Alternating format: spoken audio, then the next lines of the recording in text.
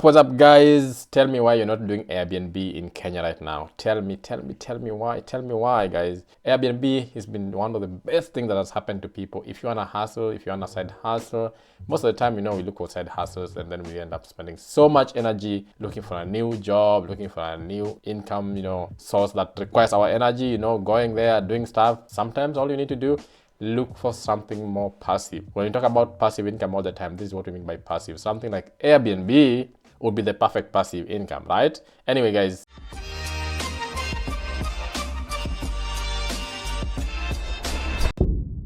Welcome to Kenyans Money Matters. Here we talk about the money mindset, how we make that money, how to enjoy that money, how to manage that money, how to invest that money, and how to assure yourself of a lifetime of income, basically financial freedom. So guys, welcome. We're going to be talking about a business idea. Remember, here is all money, bro. Money, bro. Money. Anyway, we're going to be talking about one of the most, I would say, it's the highest growing in terms of numbers and in terms of making money, passive income, ease of making passive income. When we talk about passive income, sometimes people think it's easy, then they try it, they try another job, and then they realize, damn, this is tough, right? But there are ways in which you can start making money. In this digital era, whereby people are making money using different means, you can make money online. There are new digital platforms that can help you to make money without too much hassle, and one of them is Airbnb. Okay, and if you're in Kenya, it's still growing, the path is still open, it's not saturated at all. Actually, I think in Kenya we only have around 10,000 listings at the moment by 2023. That's still quite low compared to other countries like the US, other big economies, and Kenya is a big economy if you look at it in East Africa. So I have my article here that has inspired this video. I read it on the Business Daily and it was talking about Airbnb, so I thought, let me come and talk about Airbnbs and add my own educated points, right? So Kenyan homeowners with Airbnb, the occupancy has been rising. That's a good thing. And at a time when people are really trying to get money. Now, I'm going to talk about advantages of Airbnb and why you should start an Airbnb business as soon as possible.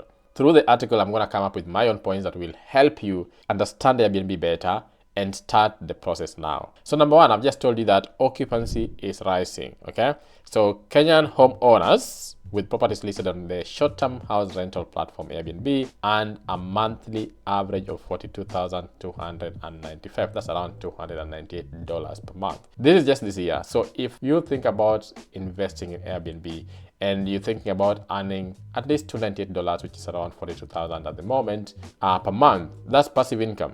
Okay, so I know you'll take off some other fee around there, but this is what got into their accounts. This is net. That is a good passive income. Each month you're getting 42,000 that you don't have to wake up for. So when you talk about passive income, when you talk about side hustle, when you talk about business ideas, this one business idea, okay? And I know some of you will say, oh, you don't have a house and stuff. We'll get to there. We'll get there, don't worry. Anyway, the first thing is you can see the earnings from Airbnb. They're getting better and better in Kenya. Occupancy rates are getting higher and higher.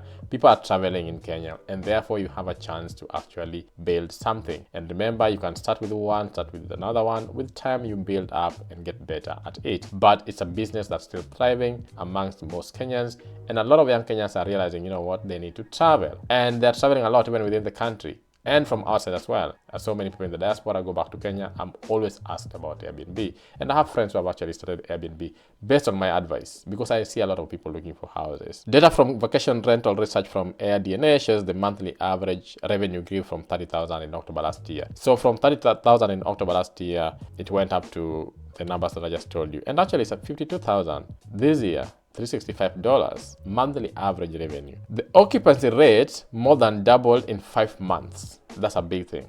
The occupancy rate has doubled. It means that more people are looking for houses. It's not like you're going to have an Airbnb, then you can't get guests. I know most people are usually skeptical that where do I get guests? List your house, make it nice, furnish it properly, have a good manager, have someone who cleans it properly, you will get people. So what I'm telling you is occupancy rates have gone high. That's another reason why you need to invest. And they're still gonna go higher and higher and higher. I can guarantee you that Airbnb is still not as exploited in Kenya. And this is the chance for you young people looking for other side hustles, looking for main side hustle as well, main business to get in here and do a good job. Now, the other thing is when we're dealing with Airbnb, The third thing is location, location, location. You wanna look at a good location. You wanna make sure you are in the right place. Most of them in Kenya are in marketplaces, or I would say middle class, like Kilimani, Kileleshwa, Parklands, Lavington, Runda, Valley Arcade, and all those places, Hurlingham and stuff. Nowadays, they even go into places like Karen. Yeah, I've stayed in very nice Airbnbs even in Karen. Very awesome places, to be honest. So location is one of the most important parts, because nobody's going to come into your Airbnb and stay in a bad place. I remember back in 2018, I traveled to Kenya, and a good friend of mine who is in the US had a nice Airbnb, but the location was not cool. So accessing it was a bit of a problem. Yes, it was close to the airport and stuff like that, but the roads around it and it was just on the wrong side of, town. And for me, I'm very particular about where I stay. I've always been, even when I was still staying in Nairobi, I stay in upmarket places. I stay in nice places. I'm a soft life ambassador. I do not like struggle. I do not like suffering. I go to the best, especially where I'm staying. I go to the best places. So I didn't actually stay there long enough because I just didn't like the location. The house was amazing. Our huge apartment. And the beauty of Kenya is that we still have the space. We still have the space. If you come to the West, for instance, and I've traveled in so many countries within the West, you find that Airbnb is in a shared house, and I have done this business myself in my own house. I have a big massive house, so I can put some people in a different room and I won't even see them, but still it's in the same house, right?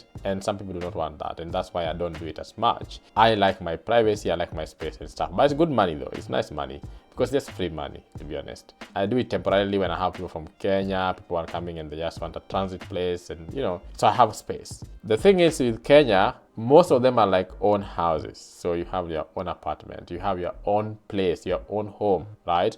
So this place that I went to in Kenya in 2018 had like really nice space in there, like an amazing place to stay, an apartment with security and stuff, but the access wasn't nice, the area wasn't nice, the location wasn't nice. So that really does affect where you are. What are some of the things you need to know if you're thinking of investing in Airbnb as a business? And I want you to start this as a business, not something that you're just doing for the sake of it. I've had friends who have gone into it and they are not as serious because they think, oh, things will just happen easily. You need to put some effort into it. So one thing you want to know is the competitiveness of this space that you want to get into. So the growth has been amazing in Kenya, and this has come amidst the declining rental prices in Kenya. And most landlords are now realizing that instead of me putting my house up for rent for a whole month, for let's say in Karen, you find a cottage that costs like 100,000, or you find a house in Kilimani that would cost you 90,000 a month, rent a 2-3 bedroom.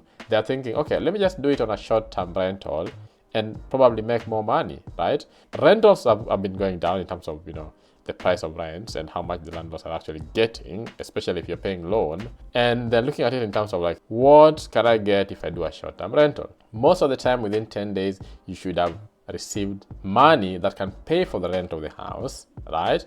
And pay for all the management and all the cleaning fees and stuff. So within 10 days, you should have enough to run the house. Even if the house was empty for 20 days in a month, you should be able to break even. And this is the strategy that most landlords use. You want to make sure that you have enough to pay for your costs, okay? And that's where now competition comes in. You want to look at the location you are in, the prices you're setting, the kind of people who are going to access your Airbnb, the kind of house, the kind of experiences people have in Airbnb. People like us who travel a lot, there are very small things that make us choose Airbnbs, right? So you find that someone is just offering, let's say, some very small breakfast, which doesn't cost them anything much. But because they have written that we offer breakfast, you find that more people will book that Airbnb. Or your price is just a little bit lower. You just found a cleaning company that charges you a little bit lower, and therefore your prices are a bit lower in that area. That gives you a bit of a competitive edge in the market. So you want to know your competitive edge or your competitive ability within that particular market, especially in a location that is full of them, like Kilimani, for instance, Parklands. These are places that most people have now gone to.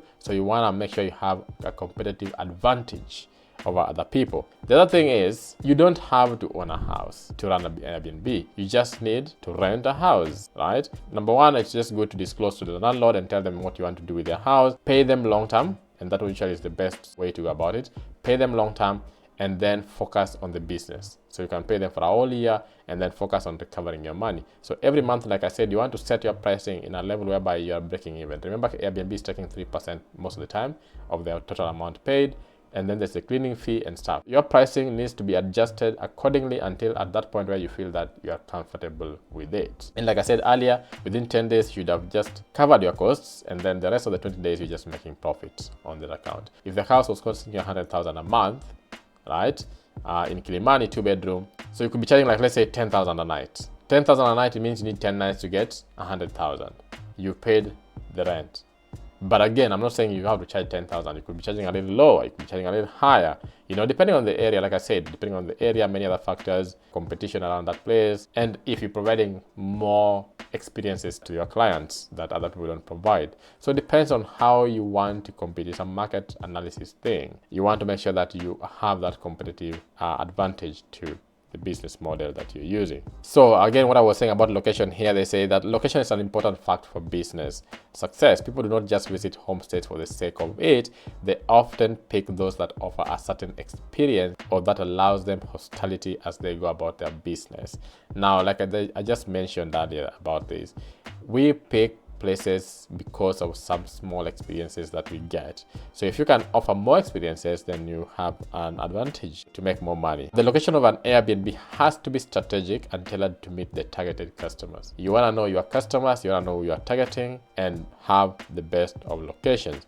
If you are targeting holiday makers, you want to target places like Naivasha, Mombasa, Nanyuki, amazing places that you would market them as nice holiday locations. Then you find people are coming to experience these towns living in your place. As a rule of thumb, 10 nights should be enough to settle your operational costs, including rent, cleaning, and advertising. Like I said, you don't have to own this house. You just need to rent a house.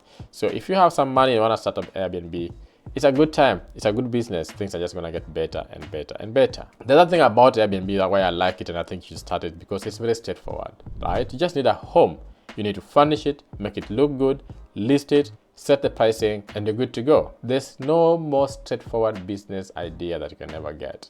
As straightforward as it gets. If you have your own house, maybe you have a section of it that you want to rent out, it's all about making it look good, providing value, listing it, and waiting for your customers. As in, there's not so much to do, especially in a country like Kenya where labor is so cheap.